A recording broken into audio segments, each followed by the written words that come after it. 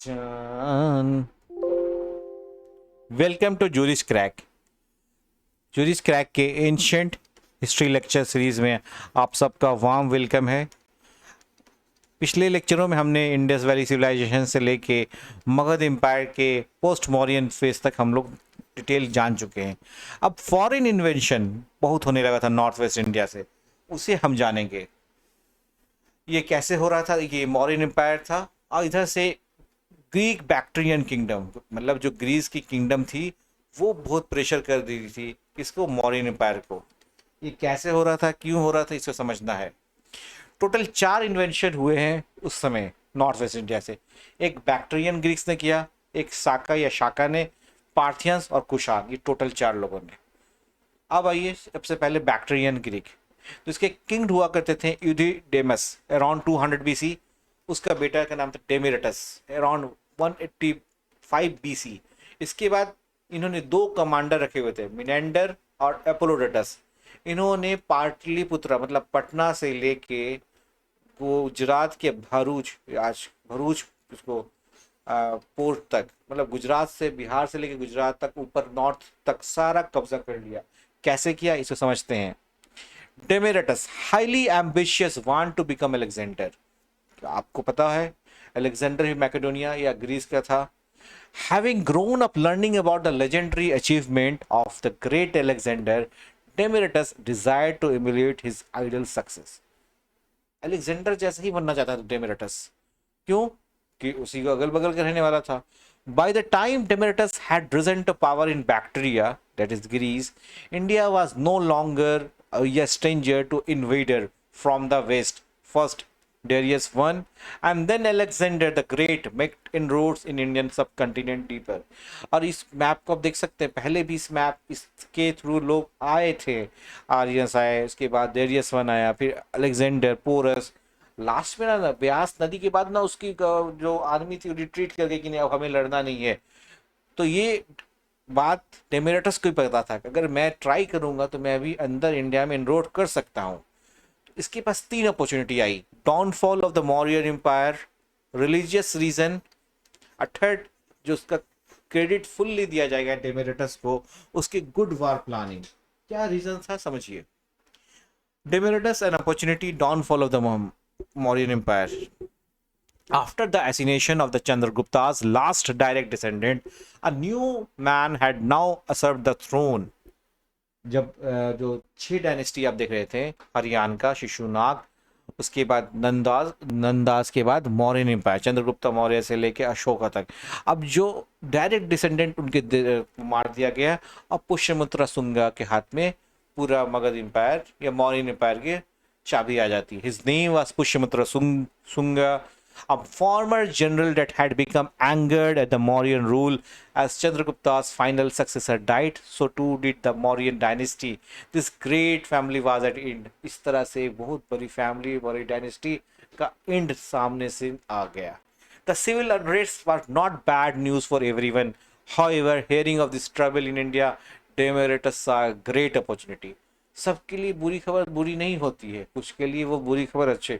उसी प्रकार से डेमेरटस के लिए खबर एक अपॉर्चुनिटी के रूप में थी। It would be believe that he would save northern India from this turmoil, reviving the once great Maurya empire with himself as a king. ऐसा तो पॉसिबल था नहीं पुष्यमित्र शुंगा कि पूरे उस किंगडम को संभाल सके। दूसरा चीज ये था religious tension. At this time the 2 major religion was prevailed, एक बुद्धिज्म, एक Brahmanism.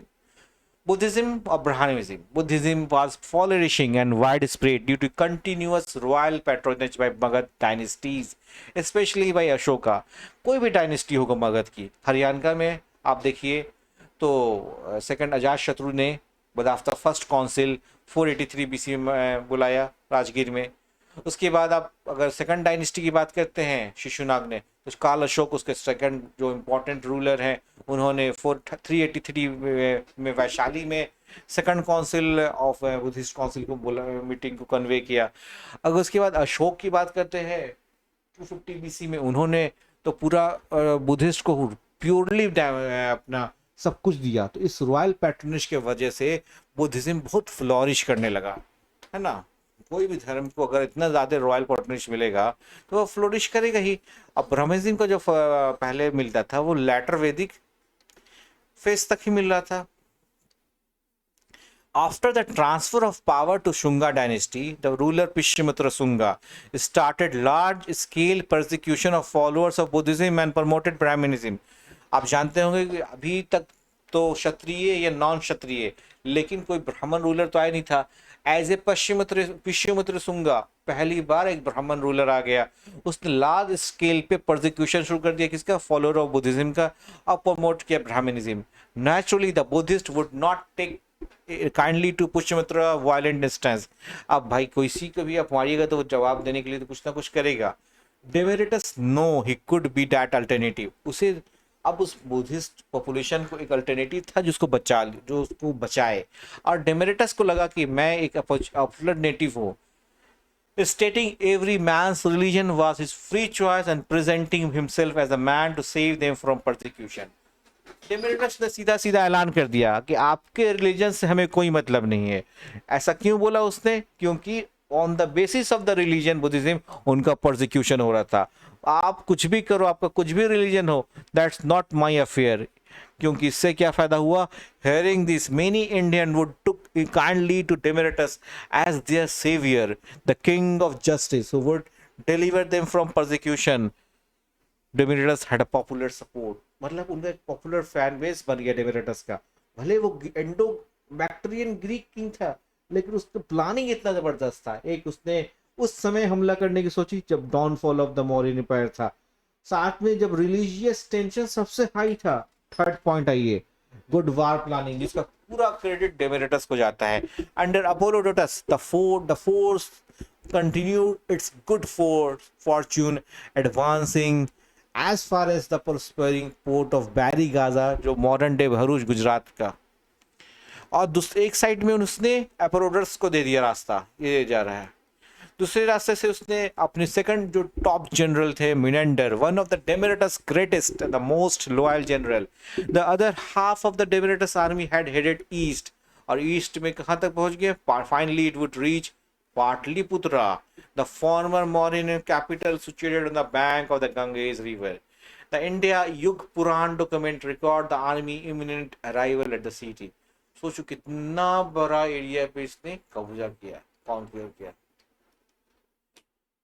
Menander, one of the most loyal general, Demeritus के, extended his rule up to Mathura. Menander, also called Milinda, formed his capital at Sakla, Sialkot, and embraced Buddhism under Nagarjuna. His dialogue with the Buddhist monk Nagsena Nagarjuna were compiled in Pali work Milind Panho, The Questions of Milind. A Greek ambassador, Heliodorus, became Vaishnavite and erected Garuda pillar at Base Nagar, Vidisha, Madhya Pradesh.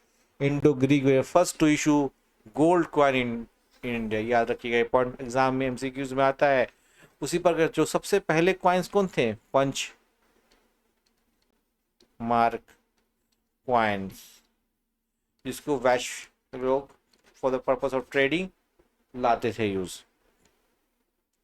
इस तरह से हम लोग देखते हैं कि एक total 4 dynasties, यहाँ भी 4 तरह के लोग, बैक्ट्रियन ग्रीक ने किस तरह से कब्जा किया।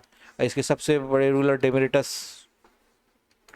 ने वेरी इमिनेंट प्लानिंग की, बहुत ही इंपॉर्टेंट प्लानिंग करके आज के समझिए हाफ ऑफ द कंट्री पे कॉन्क्योर करके एडमिनिस्ट्रेशन किया। अब नेक्स्ट क्लास में हम शाखा प्रतिहान और क्वेश्चन को पढ़ेंगे।